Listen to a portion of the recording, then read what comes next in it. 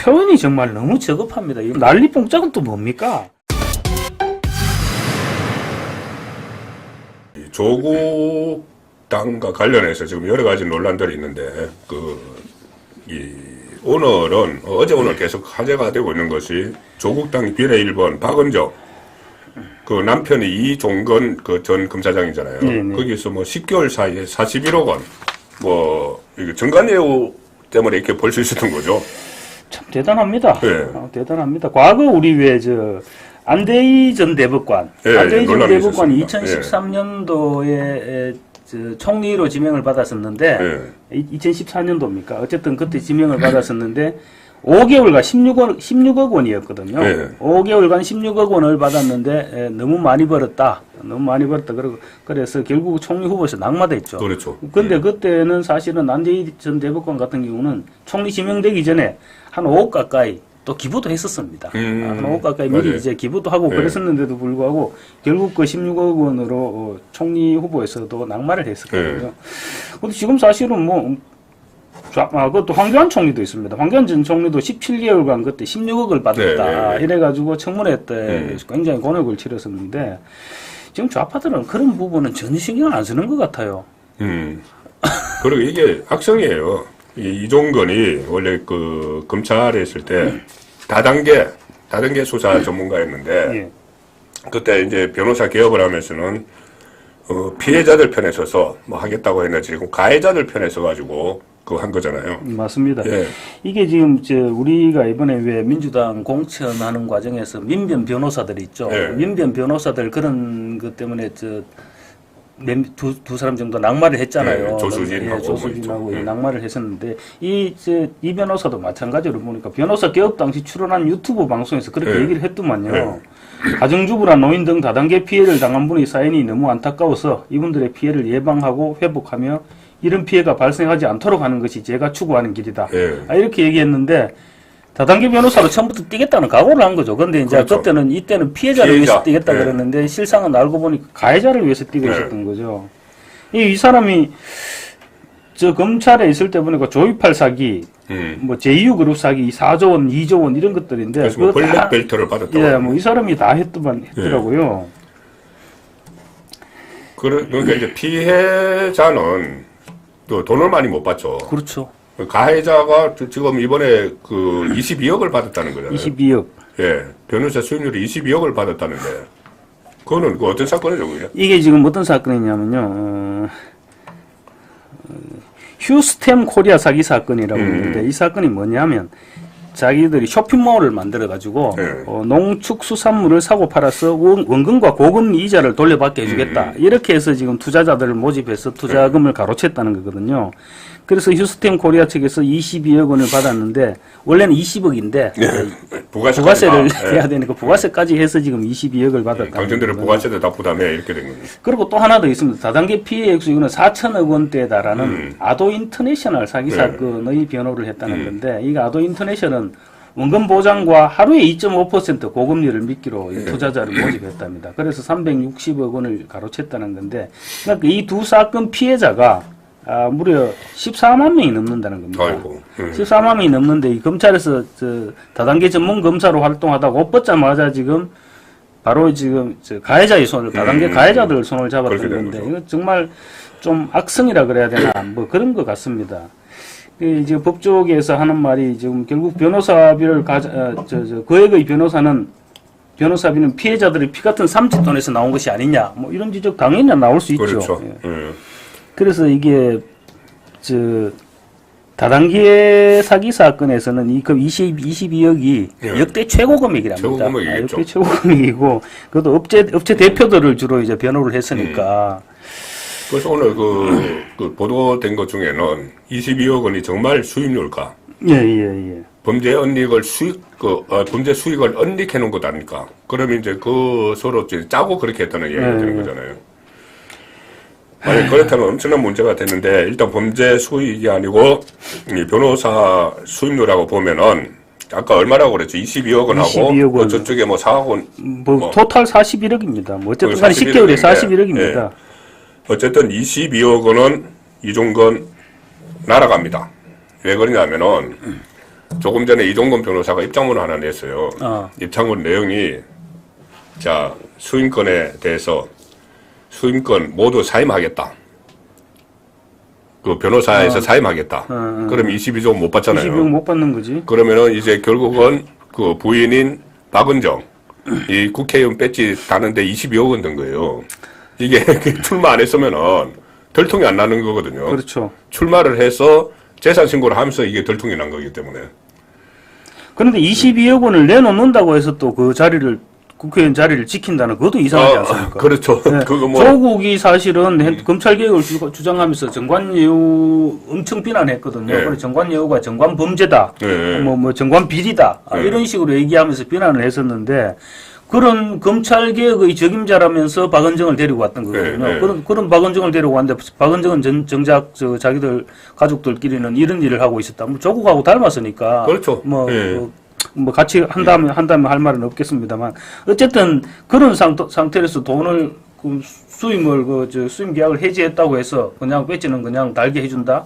그것도 사실은 안 맞는 얘기죠. 그렇죠. 이 검찰 개혁이라는 게 이 제도 개혁이 있을 거고 관행을 개혁하는 게 있을 거잖아요. 그럼요. 관행 중에서 가장 잘못된 것이 이 정관예우 이 부분인데 여기 정관예우 그 22억 원이 정관예우가 아니면 그거 좋겠습니까?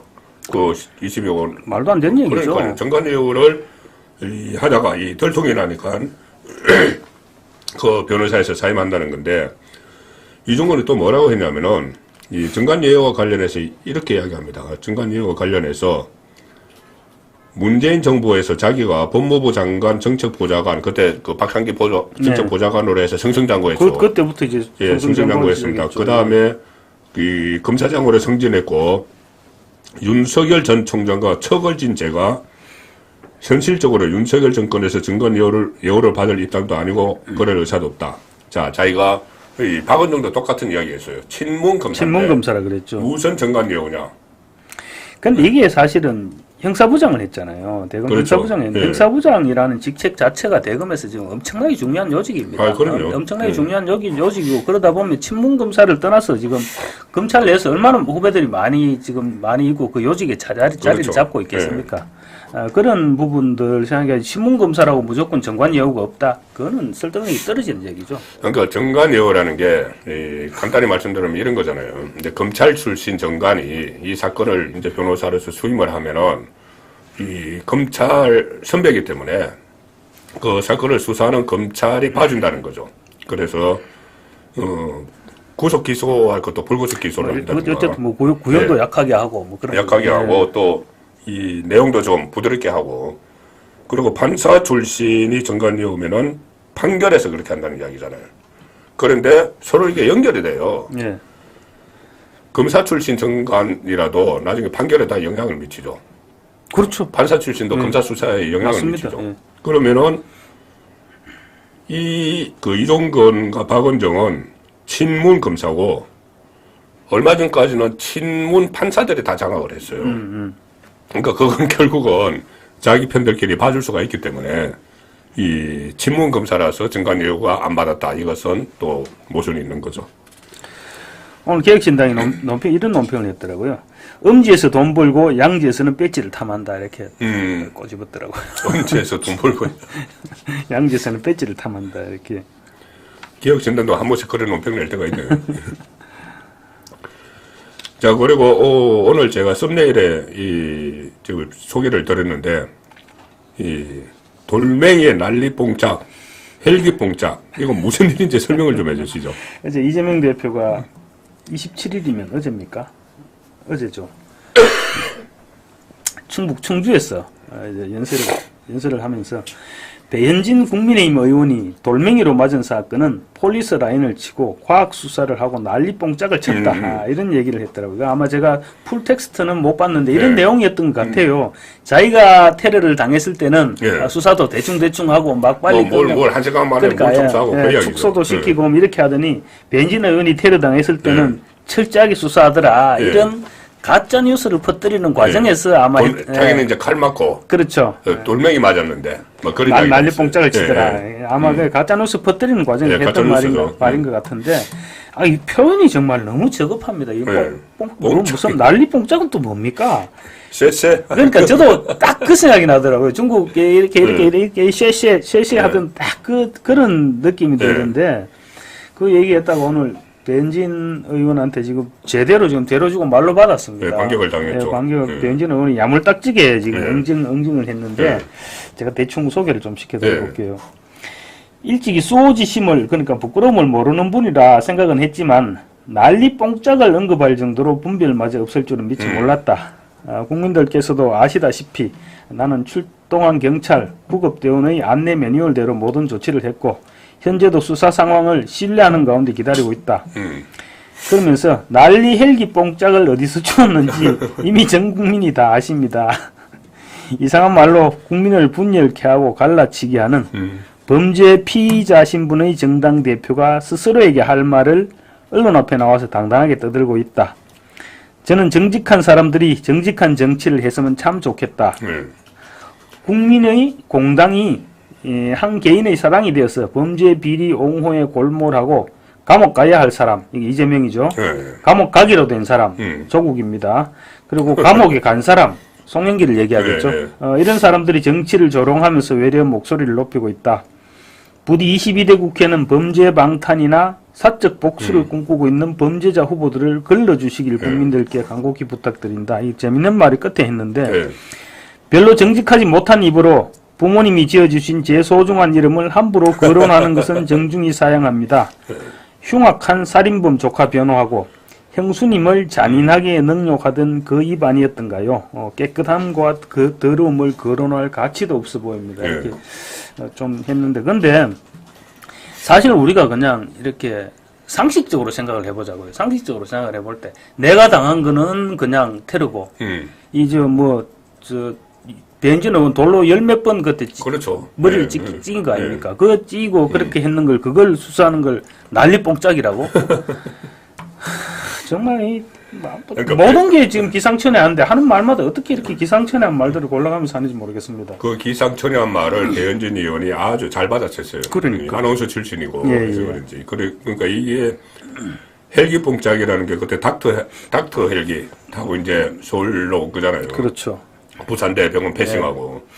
그런데 부산의 분위기가 저는 그것 때문에 부산의 분위기가 완전히 국민의힘 쪽으로 기울 줄 알았는데 최근에 보면은 그 낙동강 벨트 전문가시니까 낙동강 벨트 좀 전황이 어떻습니까? 낙동강 벨트가 지금 갑자기 제가 하도를 바꿨었거든요. 계속 좀 위태위태하기는 위태위태한 것 같습니다. 위태위태한 것 같고요. 거기다가 이제 또 문재인 전 대통령이 드디어 이제 또 출격을 했습니다. 저는 그 부분이 또 그 부분이 도저히 이해가 안 되는데 사실 우리 전직 대통령 많이 뭐 있었지만 총선이나 뭐 선거, 지방선거 이런데 직접 개입한 적은 한 번도 없었습니다. 그러려면 뭐하러 낙하겠어요? 이게 만약에 그렇게 할 경우는 정말 심각한 국론 분열이 또 우려가 되거든요. 그렇죠. 특히 문재인 대통령 같은 사람이 문재인 전 대통령 원래 갈라치기 전문이잖아요. 그러니까 재임 당시에도 얼마나 그런 갈라치기 이런 부분 때문에 국민들을 피곤하게 했는데 결국은 퇴임 후에도 지금 저러고 있는 거거든요. 며칠 전부터 이미 양산갑에 자기 지역구가 지금 있는 곳이 양산갑이거든요. 양산갑이 지금 국민의힘 윤영석 의원, 윤영석 의원은 지금 사선에 도전하고 민주당의 이재영 후보가 아마 그럴 겁니다. 이재영 후보가 지금 지금 많이 떨어지고 있어요. 윤영석 의원이 많이 앞서 나가 있는 상태인데 거기서 이제 빨리 우리 양산갑에서도 처음으로 민주당 후보가 한번 당선됐으면 좋겠다. 이러면서 선거사무소를 방문해서 격려를 했었거든요. 그때부터 사실은 저는 좀 마음에 안 들었는데 전직 대통령으로서 좀 채통이라든가 아니면 뭐 정말 그 국가를 위하는 진정성이라든가 이런 부분이 좀 안 보이는 것 같아요. 어쨌든 우리 편만 이기면 되겠다. 이런 생각이 먼저 앞서 있는 게 아닌가 그런 느낌도 들고. 내일은 또 뭐 사상 간다면서요? 내일 이제 사상 배재정 의원 원래 문재인이 사상에서 국회의원을 한번 했죠. 그렇죠. 19대 문재인 대통령이 사상에서 처음으로 이제 국회의원 배지를 달았죠. 국회의원 배지를 달았었는데 20대 국회에서는 이제 배재정 의원한테 그 지역구를 물려주고 그때 당시 후원회장을 했었습니다. 그때 장제원하고 했나요? 아니죠. 19대에서는 장제원 의원이 불출마를 했습니다. 손수조가 아마 손수조 맞습니다. 손수조가 했고 20대에서는 손수조가 공천받았는데 장제원 의원이 무소속으로 나오고 어쨌든 그렇게 됐는데 저 20대에서 그때 당시에 배재정 의원 후원회장을 하면서 그랬죠. 어쨌든 그래서 이제 내일은 사상에 가서 낙동 강변을 둘이 뭐 손잡고 걸으면서 이제 좀 격려를 하겠다.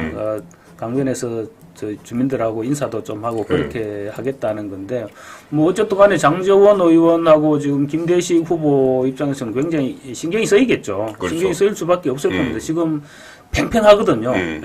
여론조사가 엎치락뒤치락 하고 있습니다. 되게 팽팽하기 때문에 신경이 쓰일 건데, 근데 또 어떻게 보면 그렇게 문 전 대통령 뭐 멀리 있는 사람이 간 것도 아니고 늘 가까이 있던 사람입니다. 가까이 있던 사람이 바로 옆에 지역구로 갔는 건데 뭐 그렇게 큰 영향이 있을까 싶기도 하고 영향은 당연히 있긴 있겠습니다만, 그리고 또 문 전 대통령이 그렇게 움직이면 보수 결집 효과도 아마 분명히 있을 것입니다. 그렇죠. 보수 결집 효과도 있고 역풍이 볼 수가 있죠. 예, 그런 부분들도 좀 생각이 들고, 저는 뭐 제일 안타까운 부분들이 그 아까 말씀드린 그 부분입니다. 저 끝까지 이렇게 국민을 분열시키려 하느냐, 이런 부분이 제일 안타깝게 생각되고, 또 한 가지 또 제가 주목하고 있는 부분은 오늘 임종석 실장이 오늘 내려갔거든요. 오늘 이제 내려가 운전. 그 양산으로. 예, 오늘 이제 임종석 실장 오늘부터 아까 이재명하고 뭐 포옹하고 하는 거 제가 선거운동 말씀드렸어요. 하겠다 해서 저기서 이제 중성동 갑에서 포옹 한번 하고, 그러고 이제 내려가서 문재인 대통령한테 인사하고, 그 다음에 3박 4일인가 뭐 하여튼 뭐 며칠 동안 밑에 돌겠답니다. 밑에 돌겠다는데, 뭐 제가 생각할 때는 임종석 실장이 낙동강 벨트 지원한다고 해서 큰 영향은 없을 겁니다. 사람들이 임종석 실장 모르거든요. 잘 모르죠. 잘 모릅니다. 그래서 큰 영향은 없을 것 같은데, 문제는 이재명 대표가 이걸 어떻게 볼까? 지금 이제 독자 세력을 하는 거 아니에요? 그러니까 그 부분이 이재명 대표 분명히 찝찝할 거거든요. 지금 안 그래도 지금 조국 신당이 확 떠오르고 있지 않습니까? 확 떠오르고, 여론조사에서 정당 지지도 여론조사에서 얼마 전에 광주 광산에서 며칠 전에 했는 거 보니까 정당 지지도에서도 민주당을 앞섰더라고요. 그렇죠. 비례대표는 한 10% 정도 앞섰고, 지금 이런 현상이 나타나고 있는 와중에 지금 또 임종석이 내려가서 문 전 대통령을 만나고, 그리고 조국 신당이 또 조국 신당 멤버 구성을 보면 핵심 멤버들은 전부 친문이거든요. 친문이죠. 사실상 친문 정당이에요. 조금 전에 이야기했던 박원정부터. 그렇죠. 박원정부터 그렇고, 그리고 문재인 전 대통령, 조국한테는 또 창당할 때도 격려를 힘을 실어줬잖아요. 좀 잘 됐으면, 민주당과 같이 했으면 좋겠지만 그게 아니니까 어쨌든 뭐 잘 됐으면 좋겠다는 식으로 얘기를 했는데, 그래서 문재인 전 대통령이나 임종석 실장도 내려가서 며칠 또 있겠다 그러죠. 오늘 또 조국은 오늘 또 부산에서 출정식을 했습니다. 부산에서 출정식을 하면서 또 뭐 꼭 민주화 투쟁하는 것처럼 그렇게 얘기를 했던데, 참 화가 좀 났었는데, 어쨌든 그런 부분들을 이렇게 지켜보는 이재명 대표 입장, 아마 마음이 썩 편하지는 않겠다. 그렇죠. 이런 생각을 해봤습니다. 이게 어차피 이제 지금 조국을 문재인이 지원하는 격이거든요. 그렇죠. 처음에 조국이 정치를 시작할 때 문재인을 찾아갔어요. 찾아가서 갔다 오고 나서 문재인 정부의 많은 것이 패배되고 있다. 뭐 이런 이야기를 하면서 지도도 나침반도 없는 길을 가겠다. 그러면서 이게 처음에 정치를 하겠다는 뜻을 밝혔어요. 그리고 그 다음에 이 비례대표 정당 만들기 전에 또 양산에 가가지고 문재인한테 거의 뭐 허락을 받다시피 했죠. 그럼요. 문재인에게 보고를 했습니다. 이 민주당과 다른 정당을 만들려고 한다. 그러니까 문재인이 이해한다. 힘을 실어줬죠. 그리고 실제로 지금 조국 신당을 지지하는 많은 사람들은 원래 민주당 중에서도 문재인을 지지하는 사람들이 많이 가 있어요. 그러면 이것은 이재명 입장에서 보면은 이재명은 뒤통수 맞은 겁니다. 왜냐하면은 이재명이 처음에는 병립형으로 가려고 했잖아요. 비례대표를.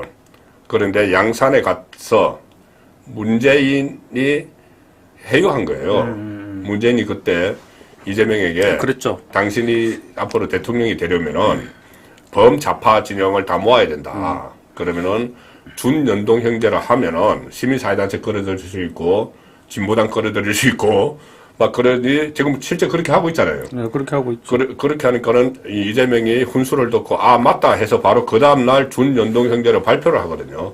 자, 그런데 그 발표를 한 혜택을 가장 누가 보느냐? 조국이 보는 거죠. 조국이 보고 있죠. 조국이 갑자기 등장해가지고 이 땅을 다 뺏어가는 거예요. 지금 이재명 땅을. 그러면은 그 뒤에 문재인이 있는 거죠. 문재인이 있으니까 결국은 문재인 조국 2인조 사기단? 정치적 사기단.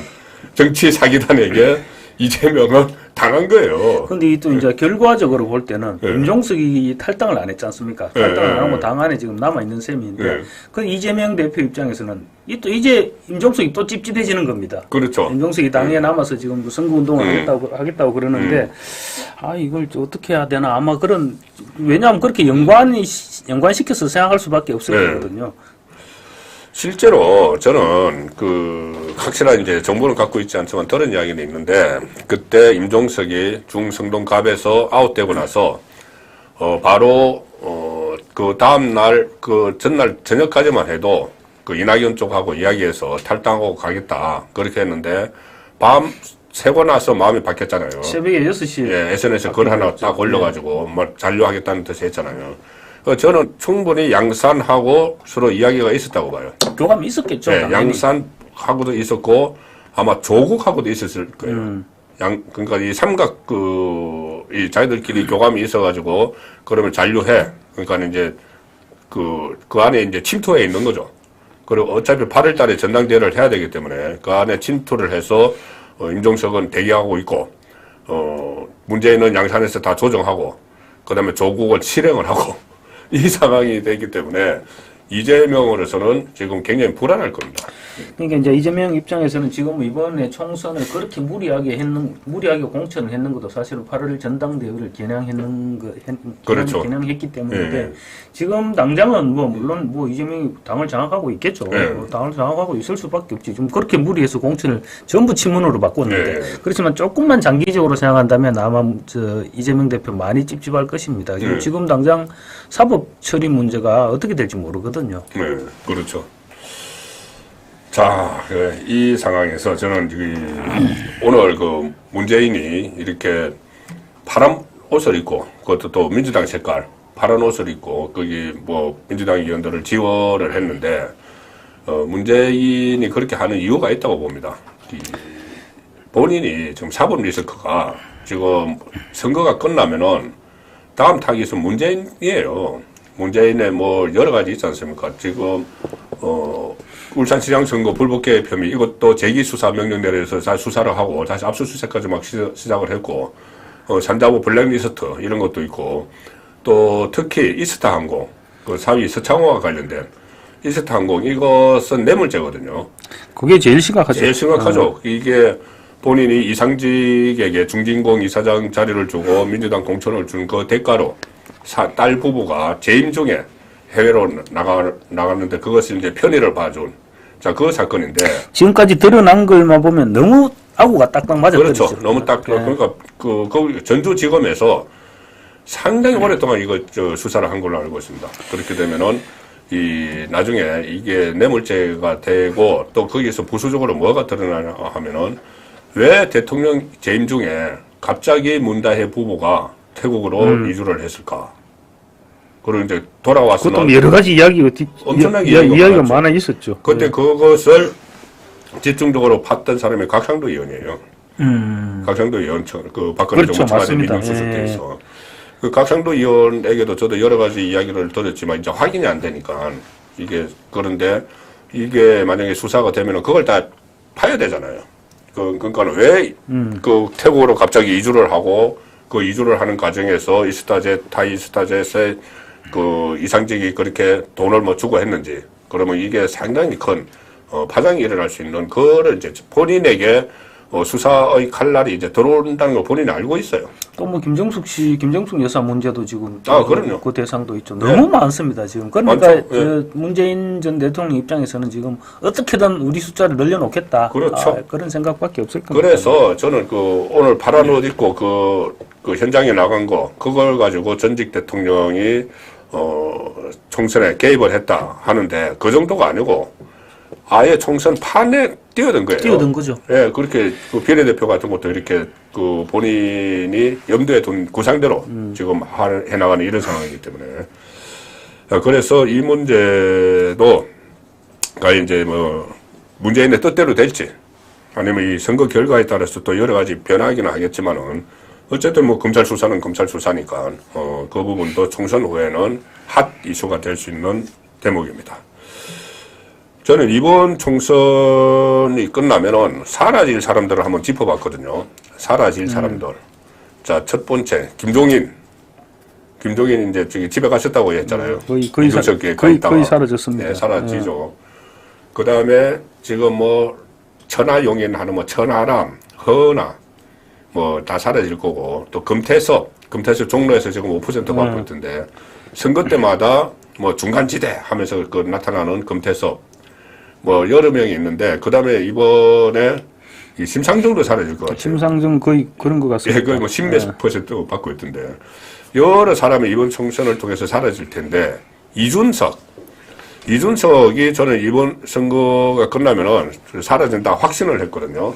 확신을 했고, 또 외국 간다는 말까지 제가 들었어요. 외국 가기 위해서 벌써 준비를 하고 있다. 자, 그런데 이준석이 갑자기 요새 신이 났다.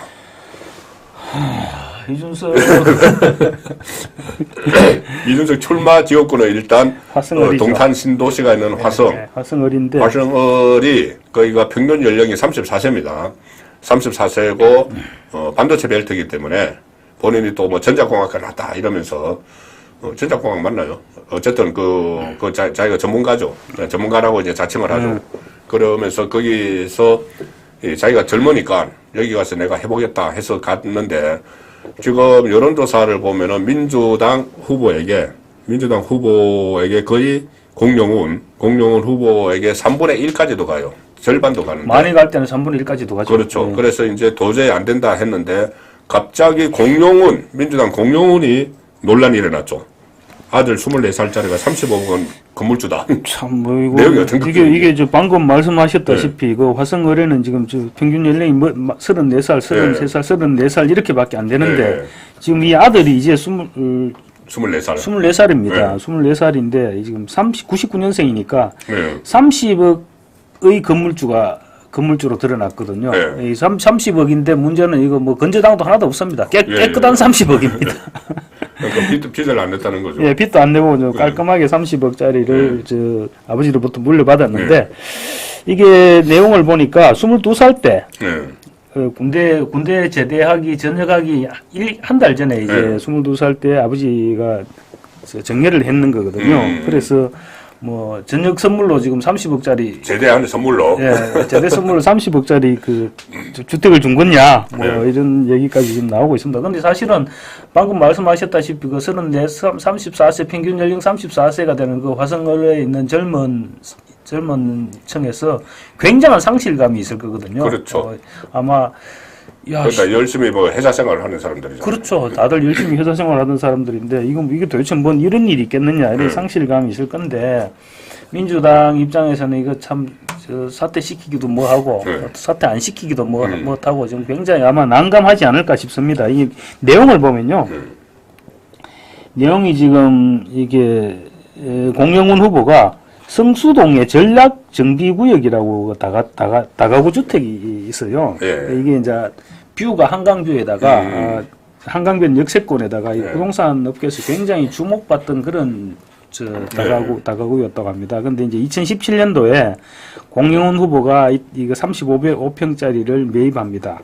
매입 당시 가격이 11억 8천만 원. 11억 8천만 원인데 문정부 당시 거치면서 엄청나게 주택 가격이 올랐잖아요. 그렇죠. 엄청나게 오르면서 현재 평당 8천에서 8,500, 그래서 28억에서 30억으로 지금 그렇게 뛰어 있다는 거거든요.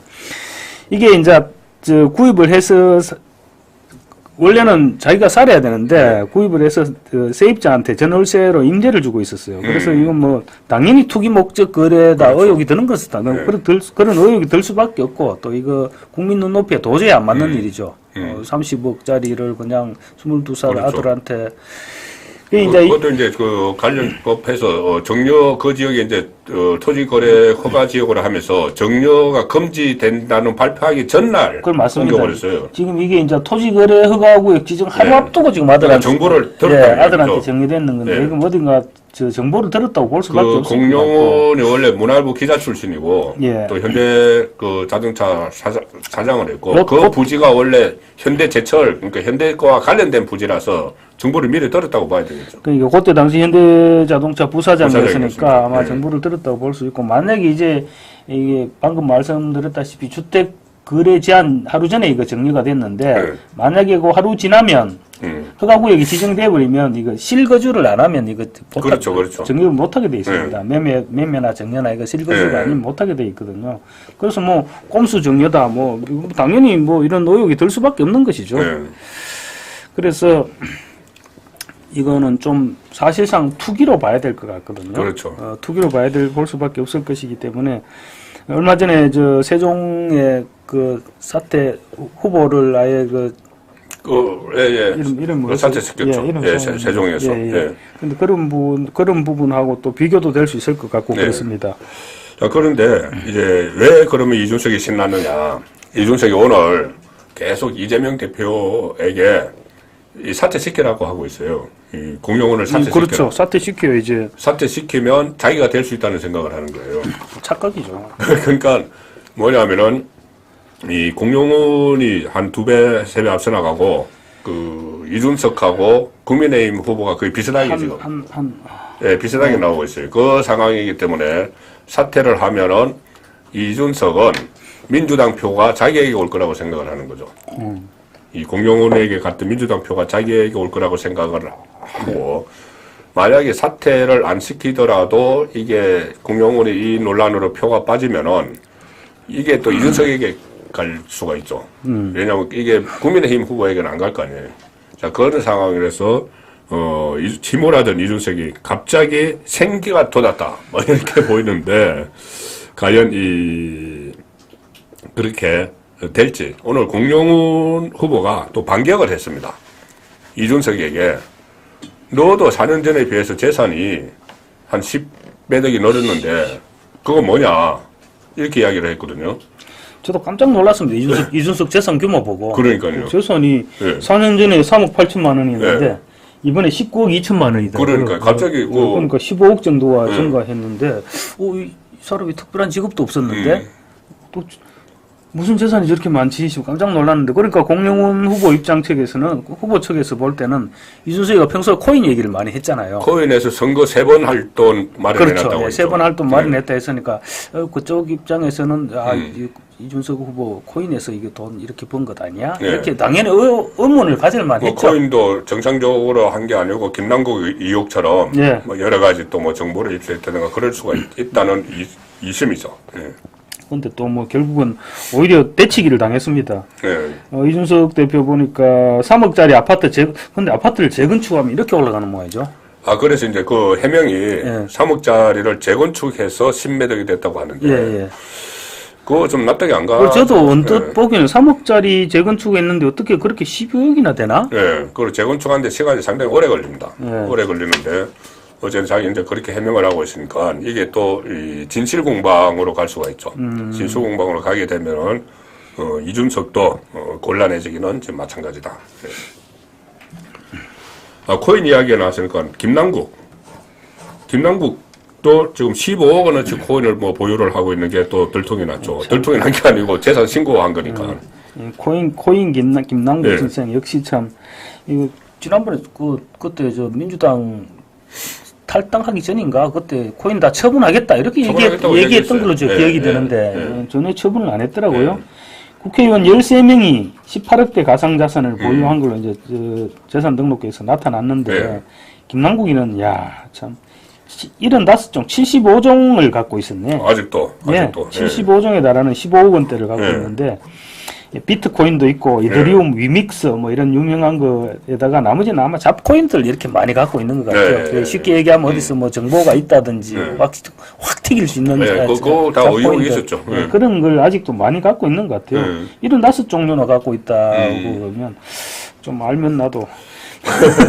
아니, 그런데 이게 문제가 있는 것이 본인이 그러면 이제 코인을 그때 매각을 하겠다고 했을 때는 이게 자기 이제 순간적으로 위기에서 모면하고자 그렇게 했으면 이제 국민에게 거짓말한 거잖아요. 그렇죠.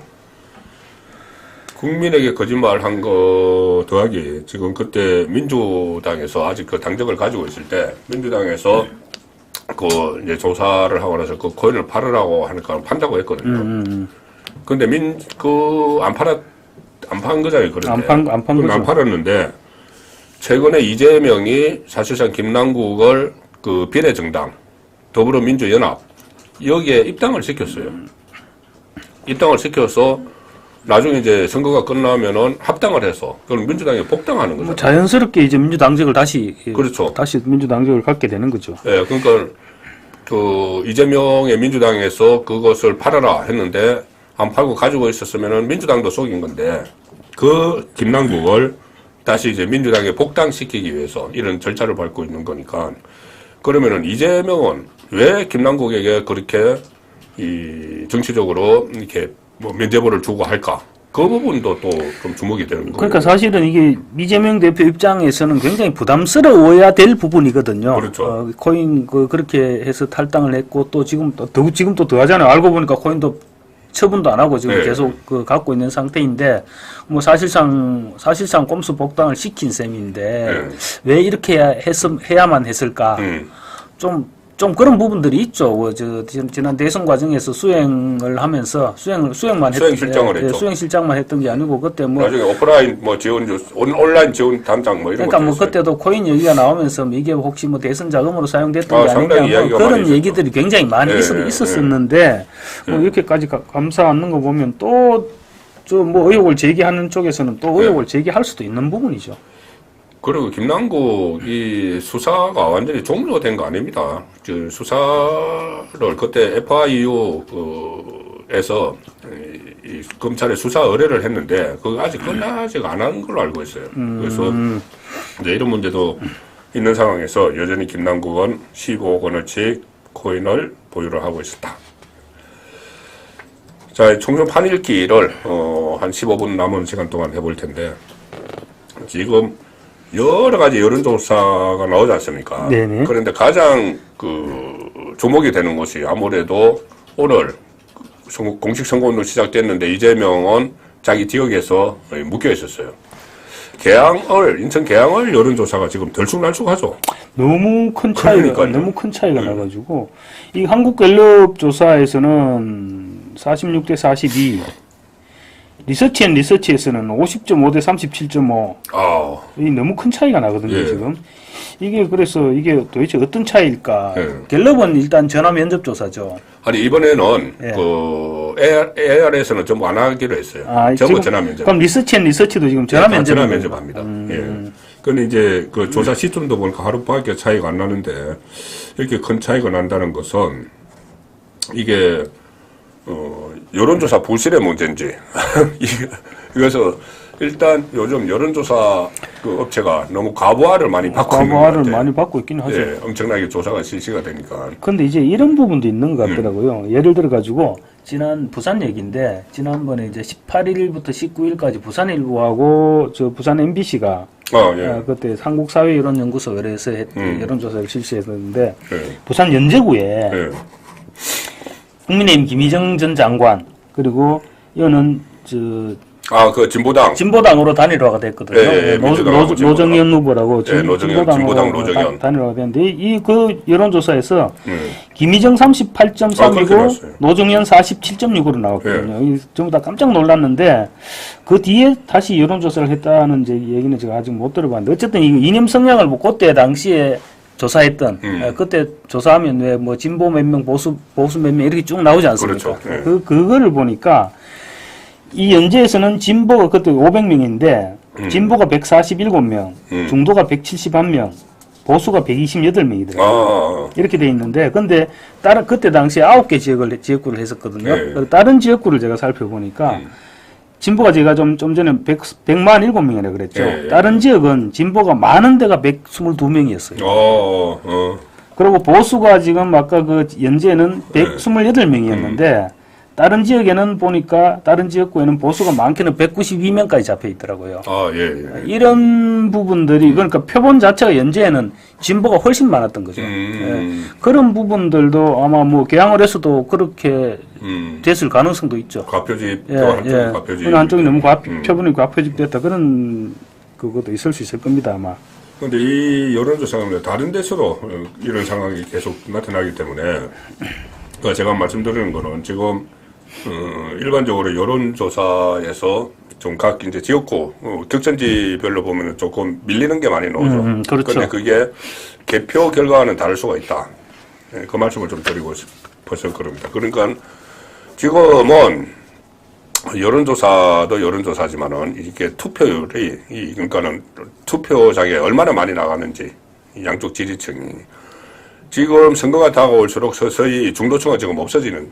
네, 맞습니다. 계속 중도층은 줄어들죠. 양쪽으로 갈리기 때문에 이 투표장에 얼마나 많이 나갈지가 저는 이 관건이라고 보는데, 제가 모두의 2012년 대선 말씀을 들었어요. 2012년 대선 때 그때 민주당 문재인 그리고 이 박근혜 후보가 경쟁을 벌였을 때 초반에는 박근혜 후보가 좀 앞섰는데 나중에 문재인 쪽에서 지지율이 더 많이 나오고 해서 저 위기다 하는 말이 있었죠. 그래서 그날 당일에 중간중간에 이제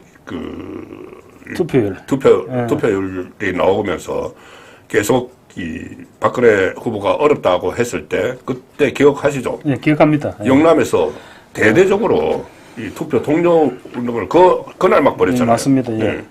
그날 벌여서 특히 영남의 어르신들이 이 수도권에 있는 자녀들한테 이 투표장 가라 뭐 이렇게 막 그 독려까지 하는 뭐 그런 상황도 있었습니다. 그래서 이 투표장에 얼마나 많이 갈지가 지금 이 관건이다. 저는 그렇게 보고 있고, 그리고 특히 이번에 새로운 그 투표 지형이 하나 있어요. 뭐냐면은 이 연령대별로 유권자를 분석을 해보니까 그 전에는 2030 세대가 가장 많았는데 지금은 60대 이상이 더 가장 그 유권자가 많아요. 그런데 60대 이상은 아시다시피 이 좀 투표율이 상당히 높죠. 투표율이 높고 지난번에도 60대 이상 한 80% 투표율을 기록을 했죠. 지금 이게 보면요. 방금 말씀하신 대로 지금 60대 이상이 31.4%고 자료를 가지고 계시네요. 31.4%고 2030이 지금 31.2%입니다. 예. 처음으로 지금 이제 60대 이상 유권자가 2030을 넘어선 거죠. 넘어섰는데 이게 지금 현행 여론조사는 사실은 성별, 연령별, 지역별 인구 비율에 따라서 이게 응답자에 대한 가중치 부여하는 거죠. 그렇죠. 예, 그러니까 이제 뭐 20대 응답자 비율이 좀 적으면 20대 응답에 대한 그 가중치를 더 부여해서 이제 그 인구 비율을 맞춰준다는 거잖아요. 근데 이 투표 비율에 따른 가중치는 별도로 보정을 안 하고 있거든요. 그런데 방금 말씀하셨다시피 실제 연령별 투표율에서는 지금 60대 이상이 훨씬 높고 한 20% 이상 높아요. 그렇죠. 지금 21대 총선에 보면 60대 투표율이 80%, 70대 이상이 78.5%거든요. 근데 20대는 58.7%, 30대는 57.1%, 40대는 63.5%, 이런 식이 돼요. 한 20%가 차이가 나요. 20%가 차이가 나는데 지금 한국 갤럽 기준으로 볼 때 지난 19일부터 21일 여론조사에는 제가 한번 뽑아봤거든요. 뽑으니까 정당 지지도는 지금 국민의힘이 34, 민주당이 33 이렇게 거의 뭐 박빙입니다. 박빙인데 60대에서는 민주당이 30%, 국민의힘이 47%, 1.5배를 넘었습니다. 70대 이상에서는 민주당이 19%, 국민의힘이 64%입니다. 그 3배 이상 높았거든요. 리얼미터도 마찬가지입니다. 70대 이상에서는 28.9% 대 58.3, 국민의힘 지지가 2배 이상 높았어요. 그래 이런 거로 볼 때는 지금 여론조사는 아까도 말씀드렸지만 이거 성별, 연령별, 지역별 인구 비율을 그 부분만 보정을 하는데 이게 투표율을 보정을 안 하고 있거든요. 그래서 실제 투표를 했을 때는 지금 그러면 지금 현재 나오는 여론조사하고 좀 달라질 수도 있지 않겠느냐. 뭐 이런 국민의힘 측에서는 그런 기대를 하는 것이 당연하지 않을까 싶습니다. 그렇죠. 그리고 또 어쨌든 그 기대만 하지 말고 그거를 뭐 실행을 해야 됩니다. 실행을 해서 어쨌든 투표장에 많이 나오시도록 해야 되는 것이고. 근데 이게 이제 전통적으로 쭉 봤을 때 보수층에서는 그래도 싫다 해도 투표를 하러 나가는 경향이 많았고 진보 좌파 진영에서는 보기 싫으면 투표장에 아예 안 나가버리는 네. 그런 경향이 많은데 이번에 이제 조국 신당이 하면서 이제 조국 찍으러 간다면 실제로 갈지는 모르겠습니다만 그래서 지금 저 투표 좀 더 나올 것이다 이래 얘기를 하는데 그래서 투표율이 낮으면 보수 정당에서 유리하고 투표율이 높으면 진보 좌파제에서 유리하다. 그래서 이해찬 대표도 지금 계속 얘기하는 게 투표율이 관건이다. 투표율이 65%만 나오면 우리가 또 지난번처럼 이길 수 있다. 21대 총선에서 투표율이 66.1%인가 이래 나왔었거든요. 그래 나와서 민주당이 뭐 180석 이래 먹었는 건데 그래서 지금 자꾸 자기들은 투표율이 높아야 된다 지금 그렇게 지금 계속 얘기를 하고 있습니다. 근데 이제 방금 말씀하신 대로 저 노인청 우리 뭐 보수 그쪽에서는 싫다 해도 또 끝에 찍으러 갑니다.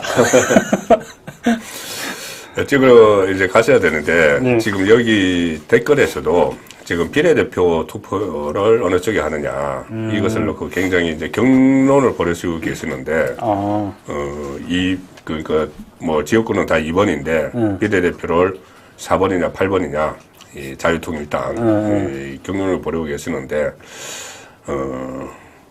글쎄요.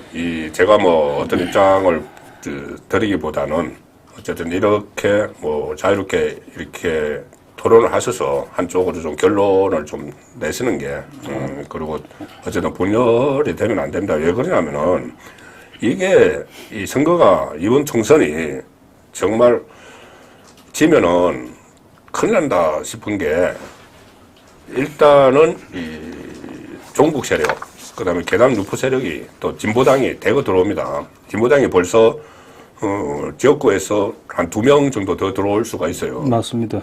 비례대표 3명 들어가 있고 그러면은 이석기 같은 사람이 일단 5명 들어온다는 거예요.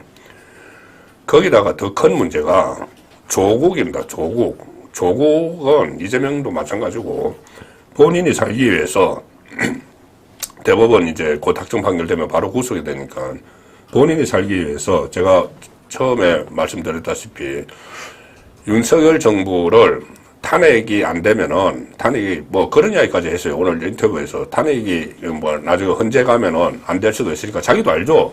자기도 뭐 그래도 뭐 대학 법학과 교수라고 뭐 그거 하고 있는데 뭐 어쨌든 엉터리긴 하지만은 그러니까 탄핵이 헌재에서는 안 될 수가 있으니까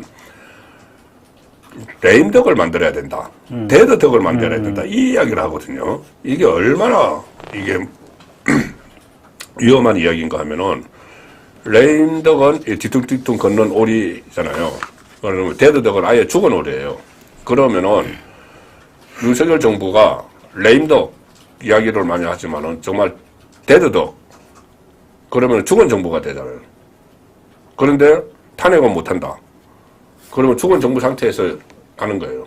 나라 망치겠다는 얘기죠. 나라 망치겠다는 이야기죠. 사실은 아니고 아마 지금 총선이 끝나고 나면 만약에 좌파에서 과반에서 한 석이라도 더 먹으면 거의 뭐 식물 상태로 몰아갈 겁니다. 그렇죠. 아무것도 지금까지도 사실은 윤석열 정부에서 처리하고 싶은 법안 처리했는 게 지금 얼마나 됩니까? 거의 못하고 있죠. 거의 10% 정도 이래밖에 안 되는 것 같은데 제가 정확한 수치는 모르겠습니다.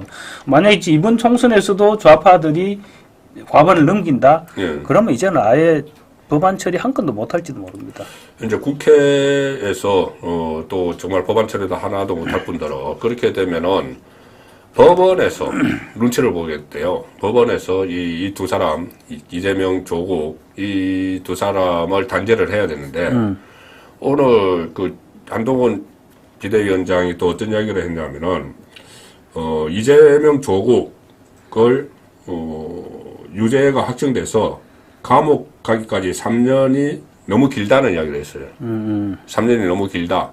왜냐하면은 지금 이제 정치적으로 심판을 해야지 바로 이제 사법 처리가 절차대로 진행이 되고 있는데 만약에 민주당하고 조국이 이기면은 이거 전부 다 질질 끌 거예요. 또 법원도 심지어 조국에 대해서도 파기환송 이야기까지 나오고 또 물론 대법원이 뭐 정치적으로 그 휘둘린다는 그 전제를 깔고 하는 건 아니지만 실제로 과거에 그런 일이 있었기 때문에 권순일 같은 사람 없으라는 보장이 있는 그렇죠.